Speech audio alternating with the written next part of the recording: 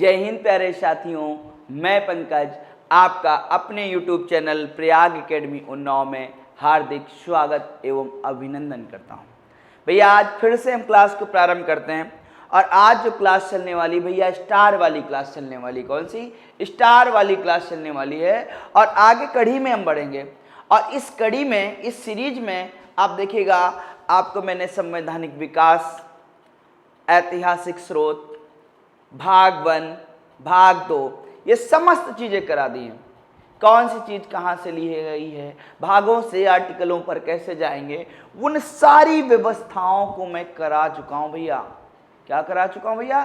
करा चुका हूँ उन सारी व्यवस्थाओं को। आइए आज नई व्यवस्था की ओर बढ़ते हैं और अगले भाग की तरफ बढ़ते हैं भैया। और वो भाग होगा कौन सा? मौलिक अधिकार। किनकी बात करेंगे भैया? मौलिक अधिकार की बात करेंगे। आप इस पे देखिएगा क्या होगा कि इन मौलिक अधिकारों की बात क्यों हुई। ठीक है कि मौलिक अधिकार क्या है। तो भैया हमने एक देश बनाया, उस देश में नागरिक रखे और जो नागरिक हैं भाई, हम लोग हैं, तो हमारे अधिकार क्या होंगे, हमको क्या क्या चीजें हमारा संविधान दे रहा है कि हम पर कोई दबाव नहीं बना सके, तो वही हमारे क्या हो गए भैया? मौलिक अधिकार। और जो मौलिक अधिकार हैं, पहले थोड़ी चीजें जानते हैं, फिर यहां से सीखेंगे। भाग 3। कौन से भैया? भाग 3। और भाग 3 में जो अनुच्छेद आने वाला है, आर्टिकल आने वाले हैं, वो 12 से 35 आने वाले हैं। पहले याद करिए इतनी चीज। मौलिक अधिकार भाग 3, ठीक। और कहां से कहां तक? तो 12 से 35 तक। अब अन्य चीजों पर बात करेंगे। यहां पर और कौन सी चीजें पूछी जा सकती हैं एग्जाम में, और भैया कौन कौन सी चीजें एग्जाम में पूछी जा सकती हैं मौलिक अधिकारों से। तो सबसे पहले आओ तो इन मौलिक अधिकारों के इतिहास के बारे में करते हैं कि मौलिक अधिकारों की सबसे पहले बात कहां हुई। भाई क्या बात कर रहे हैं कि मौलिक जो अधिकार हैं, मौलिक अधिकार हैं, ये हम सबको पता है कि हमको मिल रहे हैं। पर इन मौलिक अधिकारों की जो बात की गई तो कांग्रेस के 1931 अधिवेशन में, किसमें? 1931 में अधिवेशन में। और ये अधिवेशन कहाँ हुआ? तो इसे हम कहते हैं कराची। ये क्वेश्चन याद करिएगा। देखिएगा भैया, मैं आपको जब कराता हूं तो बेस की बात करता हूं, एक एक चीज की बात करता हूं। बस आप सभी लोग मेरे साथ जुड़ने के लिए हमारे YouTube चैनल प्रयाग एकेडमी, अपने YouTube चैनल प्रयाग एकेडमी को सब्सक्राइब करें और ज़्यादा से ज़्यादा शेयर करें भाई, क्योंकि यहाँ पर स्टार वाली क्लास है, वर्दी दिलाने वाली क्लास है भैया। आपने पढ़ा तो होगा, मैंने कहा एक साथ सारा कलेक्शन नहीं पढ़ा होगा, इधर से उधर, उधर से उधर, यहीं पर ख़त्म करो।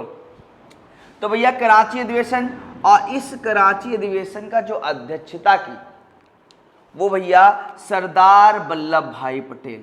सरदार भैया, कौन से भैया? सरदार वल्लभ भाई पटेल। तो आप देखिएगा सरदार जो वल्लभ भाई पटेल होंगे, ठीक। और ये जो सरदार वल्लभ भाई पटेल हैं वो कराची अधिवेशन के अध्यक्ष हैं। इस बात को नोट कर लीजिएगा भैया, ये आपकी परीक्षा में पूछा जाता रहता है। मैं आपको करा दिया हूं भैया, यहीं पर बता दे रहा हूं। अब कराची अधिवेशन में आप देखोगे, पर ये जो मौलिक अधिकार है इसका जो प्रारूप है, प्रारूप अगर कहता है किसने तैयार किया था, उस समय की बात करें 1931 की, तो भैया याद रखिएगा पंडित जवाहरलाल नेहरू। पंडित जवाहरलाल नेहरू। तो ये जो हमने बात की मौलिक अधिकारों की, तो ये हमने प्राचीन बात की भाई, पुरानी बात की। और संविधान जो है उसमें मौलिक अधिकार आप देखिएगा मैग्ना कार्टा कहलाते हैं। क्या कहलाते हैं भैया? मैग्ना कार्टा कहलाते हैं।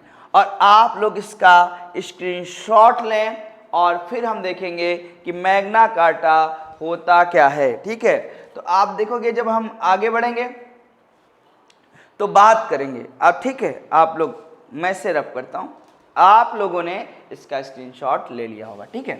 तो अब हम आगे बढ़ेंगे। तो जो आगे बढ़ेंगे तो यहां से आप देखिएगा ये क्वेश्चन पूछे जाएंगे। अब इसने कहा, मैंने कहा कि संविधान का मैग्ना कार्टा, या ऐसे पूछेगा कुछ चीजें हम कह रहे हैं एकदम साफ कराऊंगा, मतलब किसी भी चीज को आपको छोड़ना ही नहीं है, सब करना है और आगे चल के परीक्षा में जब आए तो उड़ा के देना है भैया, खट खट खट खट आंसर देना है। और मैंने कहा इन उंगलियों पर अगर आपको अनुच्छेदों को याद करना है तो भैया प्रयाग एकेडमी के यूट्यूब चैनल पर आ जाएं और इस क्लास को शेयर कर दें ज़्यादा से ज़्यादा। भाई मजा आ रहा है तो शेयर करें जल्दी जल्दी फटाफट। तो आइए अब जब यहाँ पर बात करेंगे तो हमने कहा मैग्ना कार्टा, मैग्ना कार्टा। अब ये मैग्ना कार्टा, मैं इस मैग्ना कार्टा के बारे में बता रहा हूं। इसे कहते हैं अधिकार पत्र, अधिकार पत्र या अधिकार घोषणा पत्र भी कह सकते हैं। तो अधिकार पत्र कह लीजिएगा कि जो अधिकार हैं। तो ये बात देखोगे कि आप हर जगह पर, भारत में ही नहीं हर जगह पर आप देखिएगा शासन लोकतंत्र नहीं रहा है, ठीक है। तो यहां पर आप देखिएगा इंग्लैंड के, क्योंकि हम ब्रिटेन के गुलाम रहे तो ज्यादा से ज्यादा चीजें हम वहीं की लेंगे। भाई ज्यादा से ज्यादा चीजें कहां की होंगी भाई, वहीं की तो होंगी, ठीक है। तो वहीं पर बात हम करेंगे वहीं की, मतलब इंग्लैंड की, इंग्लैंड। और इंग्लैंड में आप देखिएगा ये बात उठी 1215 में। कब उठी भैया? 1215 में। और इस 1215 में हुआ क्या, तो यहां पर हम देखेंगे इस 1215 में अब एक बात हो गई, और वो भैया यहां पर एक व्यक्ति आ गए, किंग जॉन। इन्होंने एक मांग की और यहीं पर आप देखोगे यही मांग आगे चल के आप देखोगे मानी गई। और यहां पर जब ये मांग मानी गई तो इसी मांग को उन्होंने, इसी जो अधिकार दिए गए इसके तहत किंग जॉन द्वारा जो अधिकार दिए गए वही आगे चल के क्या कहलाए, मैग्ना कार्टा। तो भैया अगर मैग्ना कार्टा की बात करोगे तो कब आया, 1215। और याद रखिएगा संविधान का जो मैग्ना कार्टा कहा जाता है, यह आपसे ऐसे कहेगा कि किस भाग को, या ऐसे सीधा पूछेगा ऐसे, संविधान का मैग्ना कार्टा किसे कहा जाता है, कहा जाता है। तो याद रखिएगा आपको मैंने बताया कि ये घोषणा पत्र है अधिकारों का, और ये अधिकारों की जो घोषणा हुई 1215 में हुई, किंग जॉन द्वारा हुई। वहीं से भैया आप देखोगे अधिकारों के लिए हम लोग मैग्ना कार्टा शब्द का प्रयोग करने लगे। तो यहां पर ये बात आपको समझ में आ गई होगी भैया कि संविधान का मैग्ना कार्टा मौलिक अधिकारों को क्यों कहते हैं। भाई यहां पर आपको अधिकार दिए गए, तो भारतीयों को अधिकार जो है वो मौलिक अधिकार हैं।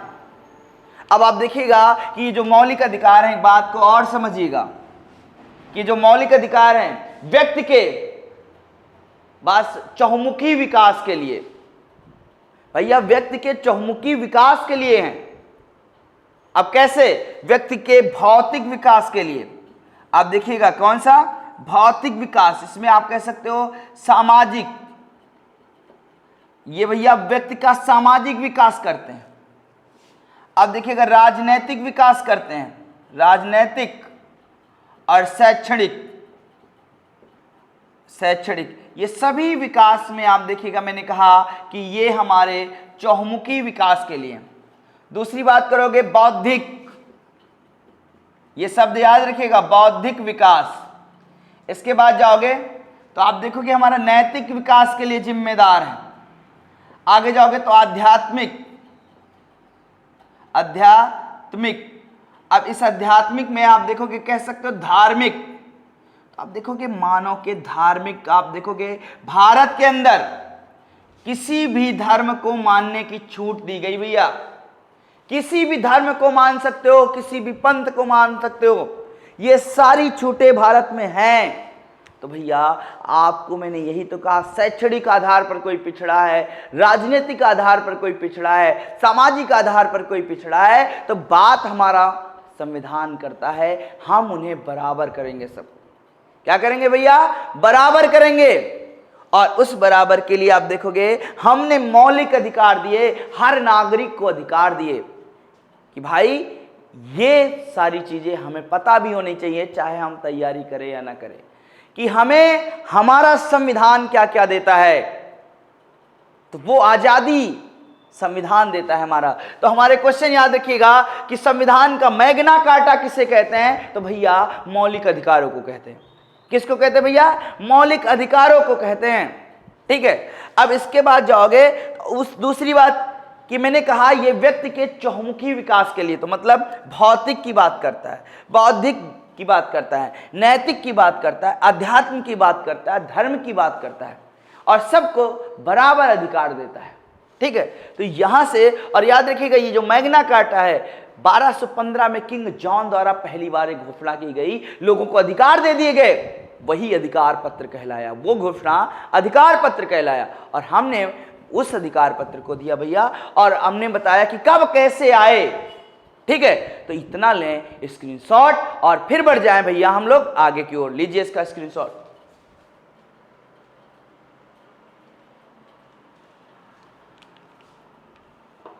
आगे बढ़ते हैं भैया, इसको रफ करते हैं।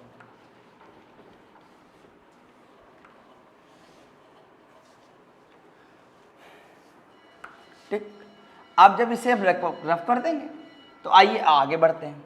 आगे कौन कौन से क्वेश्चन हमारे बनेंगे इससे? भाई कौन कौन से क्वेश्चन बनेंगे हमारे? तो सबसे पहले बात करते हैं कि इन मौलिक अधिकारों को हमने शामिल कहाँ से किया है।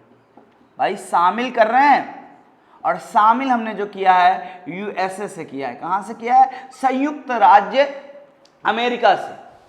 तो यहीं पे याद करो कि मौलिक अधिकारों को किस देश के संविधान से लिया गया है? तो भैया जो मौलिक अधिकार हैं उनको हमने कहाँ से लिया है? यूएसए से लिया। कहाँ से लिया भैया? यूएसए से लिया है। और इसके नोट्स तैयार करते रहे भाई, कि जितनी ऊर्जा के साथ मैं पढ़ा रहा हूं आप भी उसी ऊर्जा के साथ क्लास को शेयर करते रहें। ठीक है, एक एक चीज बताऊंगा और एक एक चीज का मतलब समझाऊंगा, ऐसे नहीं छोड़ूंगा नहीं भाई, अंत तक ले जाऊंगा भाई।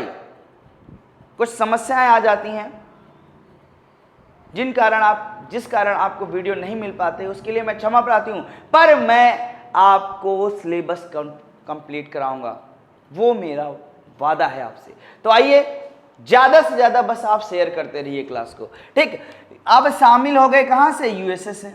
ठीक, इतनी बात क्लियर है। अब आप सभी को पता है कि यूएसए से शामिल भी हो गए। अब आप देखिएगा इसी मौलिक अधिकारों को याद रखिएगा कि ये आपसे कहता है कि संविधान के किस भाग को संविधान की आत्मा, बात समझिएगा, संविधान के किस भाग को संविधान की आत्मा कहते हैं? बात समझे? मैंने ये नहीं कहा कहीं पर कि संविधान की आत्मा क्या है, बात समझें, संविधान के किस भाग को संविधान की आत्मा कहा जाता है? आत्मा मतलब आपका मूल शरीर क्या है भाई? सब कुछ तो आत्मा ही है। तो वैसे ही हमारे संविधान में जो मुझे अधिकार मिले हैं वो अधिकार हमें देता है भाई भाग 3। कौन देगा? भाग 3 सारे अधिकार हमें देता है। हम भारतीयों को जीने का अधिकार, घूमने का अधिकार, बोलने का अधिकार, कहीं रहने का अधिकार, व्यापार करने का अधिकार, ये समस्त स्वतंत्रताएं किसने दी हैं? भैया मौलिक अधिकारों ने दी। किसने दी है? मौलिक अधिकारों ने दी है। अगर मौलिक अधिकारों ने दी है भैया तो हम इसे आत्मा कहते हैं। तो याद रखिएगा कि संविधान की आत्मा कौन सा भाग है? तो भैया भाग 3 है। और भाग 3 में आप सभी को पता है कि बात हम लोग कर रहे हैं मौलिक अधिकार की। किसकी बात कर रहे हैं भैया? मौलिक अधिकारों की बात कर रहे हैं। ठीक है, और अगर मौलिक अधिकार है तो हमारे पास सब कुछ है। क्या है? सब कुछ है। ठीक है, तो अब आइए आगे। पर यहां से 2 क्वेश्चन मैं और बता रहा हूं ये पे, क्योंकि आपको डाउट ना हो, थोड़ी भी दिक्कत ना हो, कोई कंफ्यूजन क्रिएट ना हो दिमाग में। आइए उसको भी सुलझाते हैं। तो उसको सुलझाते हैं ऐसे, आपसे कहेगा कि संविधान की आत्मा, बात समझिएगा, संविधान की आत्मा, तो भैया केवल संविधान की आत्मा की बात कर रहा है। तो जब ये क्वेश्चन आएगा कि संविधान की आत्मा क्या है, तो भैया संविधान की आत्मा आप बिना सोचे लगा देंगे प्रस्तावना। क्या लगा देंगे? प्रस्तावना। और यही वो उद्देश्य प्रस्ताव है आगे चल के जो प्रस्तावना का रूप धारण करता है। ठीक है, आगे अब ये प्रस्तावना आ गई। अब प्रस्तावना के बाद अगला क्वेश्चन याद रखिएगा, B.R. अम्बेडकर भाई, बाबा साहब B.R. अम्बेडकर, B.R. अम्बेडकर ने किसे संविधान की आत्मा कहा? संविधान की आत्मा। तो संविधान की आत्मा भैया बाबा साहब के अनुसार क्या हो जाएगा? अब ये भी है अनुच्छेद 32 कहता है, क्या कहता है अनुच्छेद 32? कहता है भैया संवैधानिक उपचारों का अधिकार, संवैधानिक उपचार जितना भी होगा सब कहां से होगा? 32 से होगा, संवैधानिक उपचारों का अधिकार। और यही जो भैया संवैधानिक उपचारों का अधिकार है बाबा साहब भीमराव अंबेडकर के अनुसार। किसके अनुसार भैया? बाबा साहब भीमराव अंबेडकर के अनुसार क्या है भैया? ये है आत्मा। और बाबा साहब को कहते हैं संविधान का पिता। क्या कहते हैं भैया? संविधान का पिता। एक उपमा और देते हैं, आधुनिक मनु। क्या कहते हैं भैया?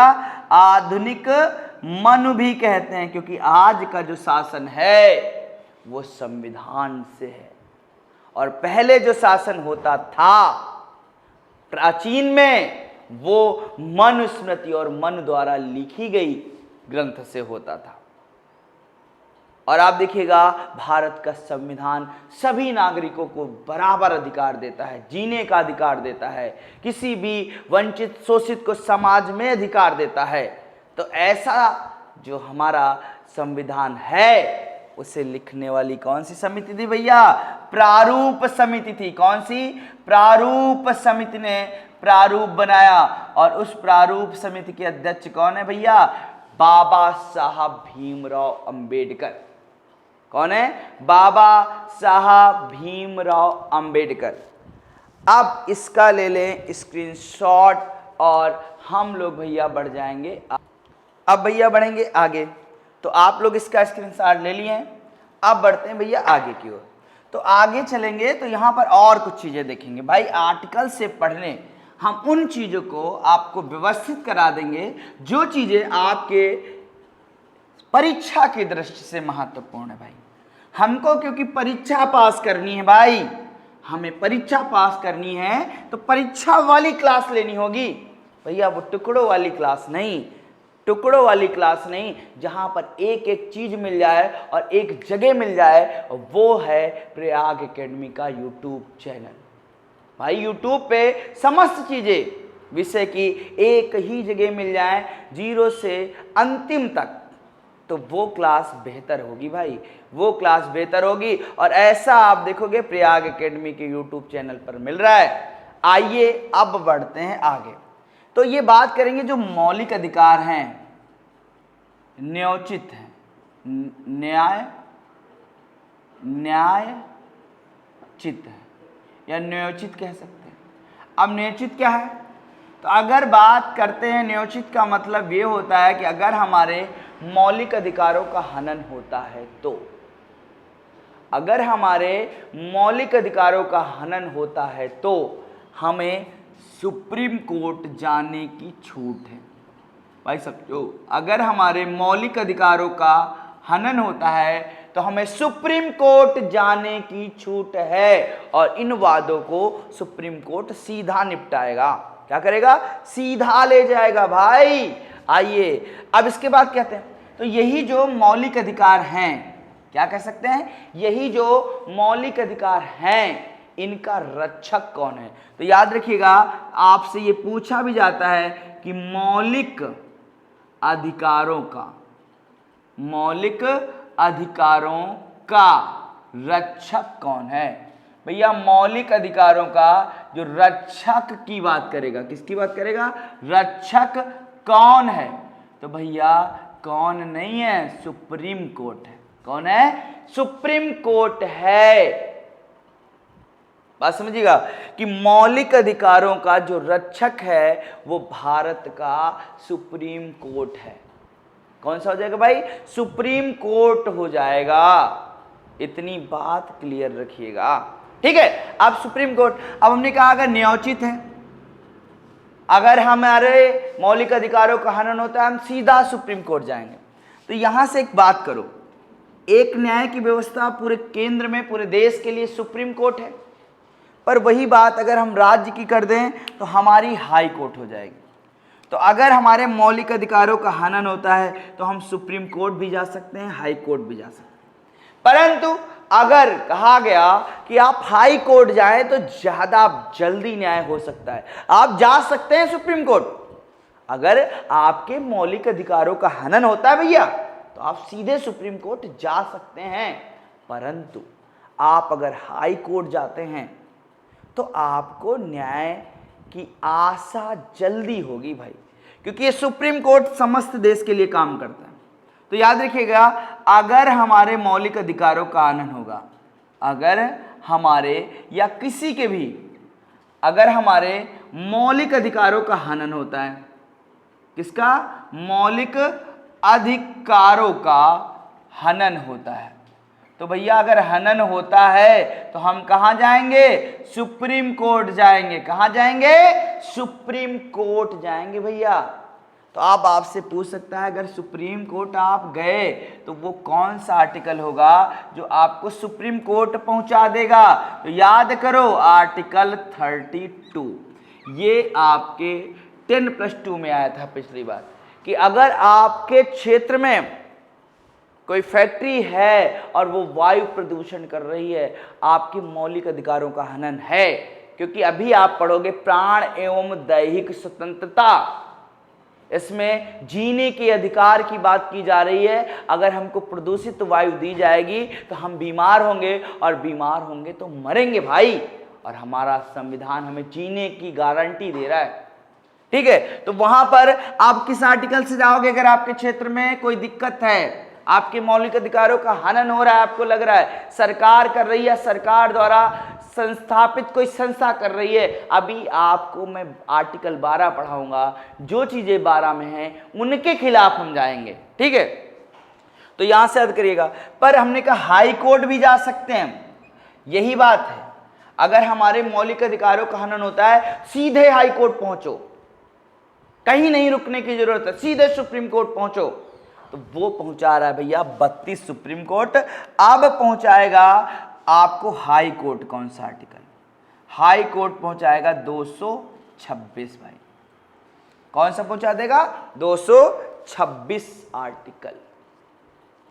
इतनी बात क्लियर कि आर्टिकल नंबर 226 आपको सीधा हाई कोर्ट पहुंचा देगा अगर आपके मौलिक अधिकारों का हनन होता, ठीक है। और बात, इसका लें स्क्रीनशॉट और फिर हम बढ़ते हैं आगे की ओर, ठीक है। तो अब हम लोग बढ़ते हैं आगे की ओर। तो जब आगे की ओर बढ़ेंगे तो अब यहां से एक चीज याद करेंगे, और भैया चीज क्या होने वाली है, और मुझे लग रहा है कि मैं आपको बहुत ही प्यार के साथ, आनंद के साथ पढ़ा रहा हूं। तो भैया आपका भी काम है इस क्लास को शेयर करना, और ज्यादा से ज्यादा फैला दो भाई। एक एक चीज आपको महत्वपूर्ण होने वाली है, एक एक चीज में मजा आने वाला है भाई। आइए आगे बढ़ते हैं। तो जब आगे बढ़ेंगे तो यहां से एक चीज सोचिए, तो आप देखोगे जो मौलिक अधिकार हैं, मौलिक अधिकार हैं, व्यक्ति को, क्या बात करेंगे? व्यक्ति को राज्य के खिलाफ, व्यक्ति को राज्य के खिलाफ मजबूत करते हैं, मजबूत करते हैं। भाई याद करिएगा कि आपको जो अधिकार हैं वो राज्य को आपको देने ही पड़ेंगे। तो यही बात कह रहा है कि मौलिक अधिकार व्यक्ति को राज्य के खिलाफ मजबूती देते हैं भाई। तो याद रखिएगा, पर यह याद रखिएगा कि जो मौलिक अधिकार हैं वो असीमित नहीं है, असीमित नहीं है। आप देखिएगा इन पर संसद क्या कर सकती है, प्रतिबंध लगा सकती है। संसद युक्त प्रतिबंध लगा सकती है। क्या कर सकती है, युक्त प्रतिबंध लगा सकती है भाई। युक्त प्रतिबंध लगा सकती है, असीमित नहीं है। अगर कोई बात पड़ जाती है तो अब यहां पर देखते हैं किस बात पर इनको प्रतिबंधित करेगी। तो यहां से पहली बात आप देखोगे, जब पहली बात देखोगे तो यहीं से आप देखिएगा, इस क्वेश्चन पे स्टार लगाइएगा। ये क्वेश्चन आपके एग्जाम में महत्वपूर्ण है भैया, स्टार वाली क्लास और लगाइए स्टार, ठीक है। तो यहां पर आप देखिएगा, आपने सुना होगा राष्ट्रीय आपातकाल। राष्ट्रीय आपातकाल, अब ये जो राष्ट्रीय आपातकाल है, आप सभी को पता है कि मंत्रिमंडल की सिफारिश पर, बात समझिएगा, मंत्रिमंडल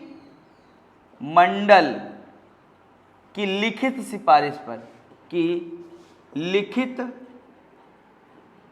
सिफारिश पर, मतलब इसका है इस पर साइन होने चाहिए। सिफारिश पर राष्ट्रपति राष्ट्रीय आपातकाल लगा सकता है। भाई ये राष्ट्रीय आपातकाल लगेगा तो परिस्थितियां विपरीत होंगी, तब आपको इतने अधिकार नहीं दिए जा सकते। बात समझिएगा, राष्ट्रीय आपातकाल के समय प्रतिबंध लग सकते हैं भाई, लगे भी हैं, ठीक है, लगे भी हैं भाई।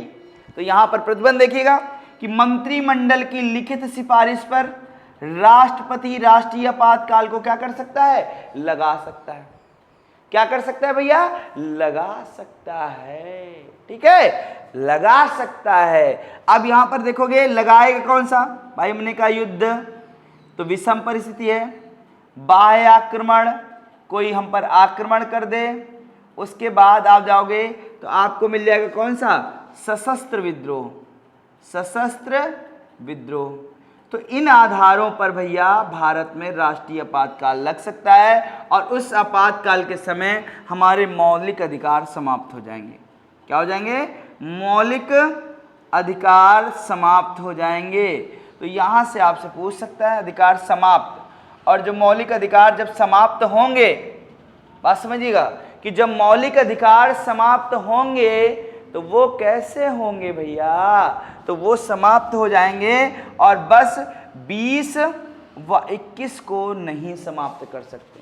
क्या कर सकते भैया, 20 और 21 को नहीं समाप्त कर सकते। तो याद रखिएगा कि राष्ट्रीय आपातकाल के समय राष्ट्रपति की उद्घोषणा के बाद भी कौन से मौलिक अधिकार बने रहते हैं, तो भैया कौन से मौलिक अधिकार बने रहेंगे, तो 21। तो आप देखिएगा मैं आपको यहां पर भी, और याद रखिएगा ये जो राष्ट्रीय आपातकाल है, यहीं पर इसका भी आर्टिकल याद कर लो, ये भैया है 352। कितना है, 352 कितना है भैया, 352 है। तो भैया आगे बढ़ो और इसका लो स्क्रीनशॉट, ठीक है। और क्लास में आनंद आ रहा है भैया, तो एक बार भैया, एक बार इसको शेयर कर दो बस। सभी लोग, जितने लोग भी देख रहे हो, इसे शेयर करो, और जो भी देखो भैया इस वीडियो को ज़्यादा से ज़्यादा फैलाते रहो, और ज़्यादा से ज़्यादा फैलाओगे तो मैं जितनी जल्दी लाइव आऊँगा उतनी जल्दी आपका कोर्स कंप्लीट कराने का प्रयास करूँगा, कि वहाँ पर मैं आपको 2-2 घंटे पढ़ा सकता हूँ, आसानी से पढ़ा सकता हूँ। यहाँ पर आपको केवल एक वीडियो मिल पाता है प्रतिदिन, और मैं सुबह भी और शाम को दोनों टाइम क्लास लगाऊंगा भैया अपनी, दोनों टाइम, और भी क्लास लगने वाली है भाई, ठीक है। अब आप देखिएगा कि अगली जब बात करेंगे तो अगला जब बात करेंगे तो यहां पर हम बात करेंगे कि जो मौलिक अधिकार हमको मिले, कितने मिले भैया? 7। कितने मिले भैया? 7। परंतु एक अधिकार को हमने हटा दिया और उसे मौलिक अधिकार से विधिक अधिकार बना दिया। क्या बना दिया? मौलिक अधिकार से भैया विधिक अधिकार बना दिया। तो ये बात आपसे पूछी जा सकती है, ठीक है। आइए, तो यहां पर एक अधिकार था संपत्ति का अधिकार। कौन सा अधिकार था भैया? संपत्ति का अधिकार।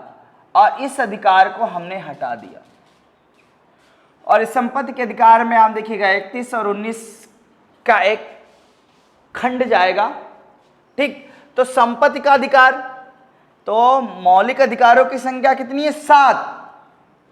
पर हमने कहा संपत्ति के अधिकार को हटा दिया। तो आपसे कह सकता है हटाओगे कैसे? प्रथम क्लास में मैंने बताया था कि कैसे हटेंगी चीजें से।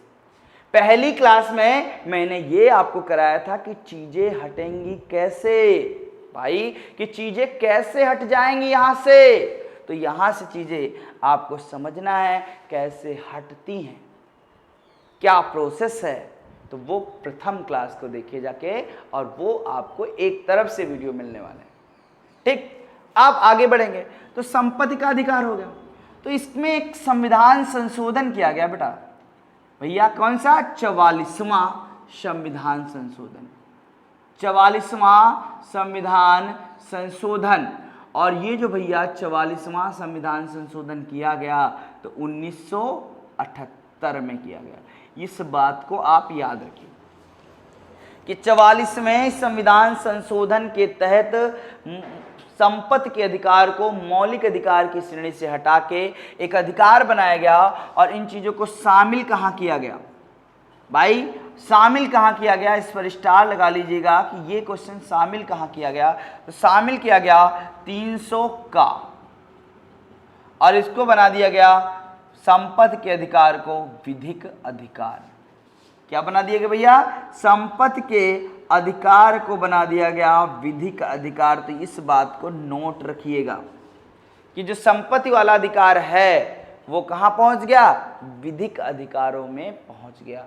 आप सब लोग ले लें इसका स्क्रीनशॉट और फिर हम लोग बढ़ते हैं भैया आगे की ओर। कहाँ बढ़ते भैया? आगे की ओर। अब आगे की ओर बढ़ेंगे तो हम इसे रफ करते हैं। क्या करते हैं भैया? रफ करते हैं भाई।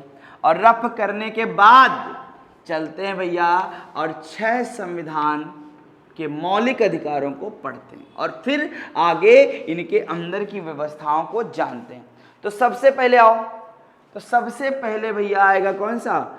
समता का अधिकार। समता का अधिकार। और भैया जो समानता का अधिकार है कि भारत का हर नागरिक को समान है, कि भाई भारत का हर नागरिक समान है, और भारत का जो हर नागरिक जो समान है तो वो आएगा कौन सा अधिकार? समता का अधिकार भैया, समता का अधिकार। अब इस समता के अधिकार का उल्लेख कहाँ है? तो 14 से लगा के 18 तक। कितने आर्टिकल जाएंगे भैया? 14 से 18। और 14 से 18 के बीच जो बात की गई है वो समता के अधिकार की बात की गई है। इसके बाद आओगे तो ये नंबर 1 है।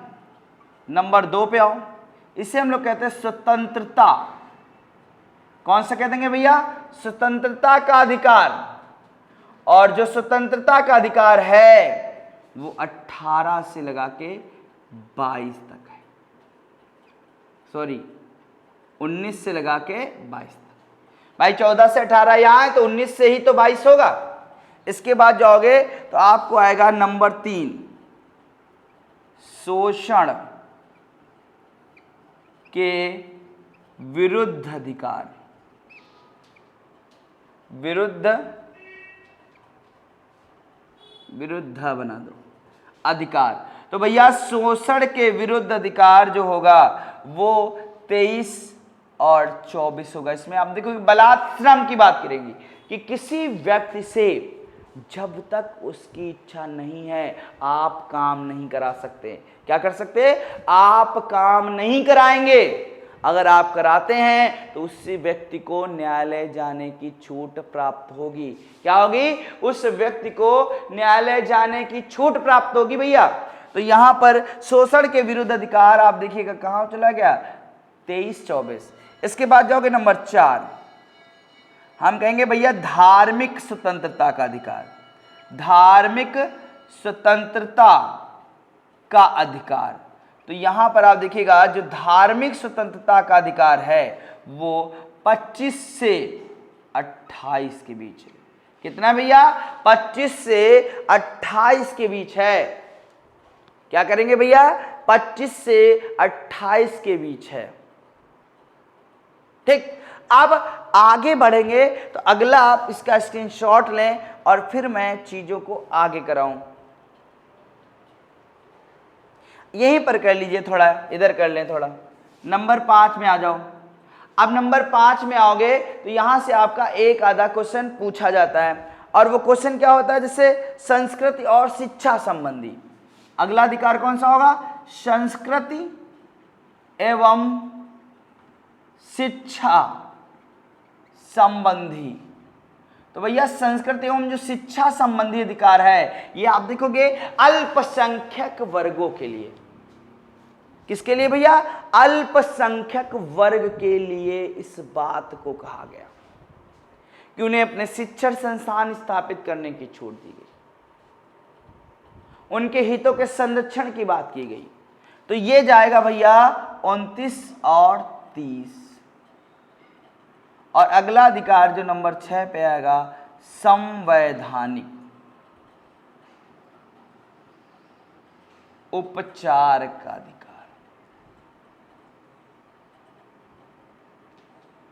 तो भैया संवैधानिक उपचार का अधिकार, इससे ही तो B.R. अम्बेडकर ने कहा है प्रस्तावना।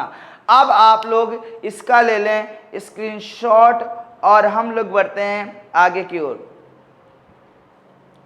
तो आप बढ़ेंगे आगे, आप अनुच्छेदों में मैंने आपको एक एक चीज कराई जो आपकी परीक्षा के दृष्टिकोण से क्वेश्चन बन सकते थे। बस आप लोग भी सहयोग करें, और सहयोग आपका होगा शेयर करना।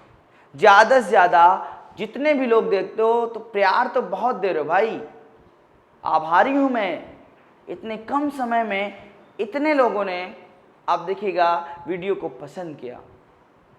और अगर आप देखोगे, आपको मैंने कहा ऑफलाइन भी जुड़ना है तो आ जाएं भैया, समस्त प्रकार की क्लासेस संचालित हो रही, टेट सुपर टेट सबके बैच है भैया, और सब लेवल के गारंटी बैच है कि एक बार आए प्रयाग एकेडमी, आप अपने आप को रोक नहीं पाएंगे भैया पढ़ने से।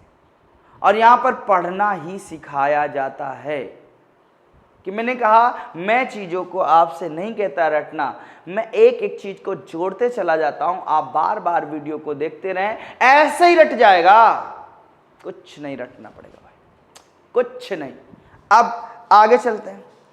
तो आप, और मैंने कहा कि अब अगली जो क्लास आएगी भैया आईपीसी, तो वो तो भैया रामबाण क्लास है, और ये जो स्टार रामबाण है भैया यही आपको लगा देंगी कंधों पर स्टार। क्या लगा देंगी, आप मेरे साथ जुड़ जाए, मैं गारंटी लेता हूं कि आप क्वालिफाई नहीं 25 से 30 क्वेश्चन करेंगे। 25 से 30 क्वेश्चन करना है तो आपको प्रयाग एकेडमी के यूट्यूब चैनल के साथ जुड़ना है। आगे ये अब हम बात करते हैं आर्टिकल 12 की। इसमें जो बात कही गई उन्हीं वो संस्थाएं अगर उल्लेखन करती हैं तो उनके खिलाफ आप जाओ सीधा न्यायालय, सीधे खट से न्यायालय। तो इसमें कहा गया राज्य की परिभाषा, क्या कहेगी भैया, राज्य की परिभाषा।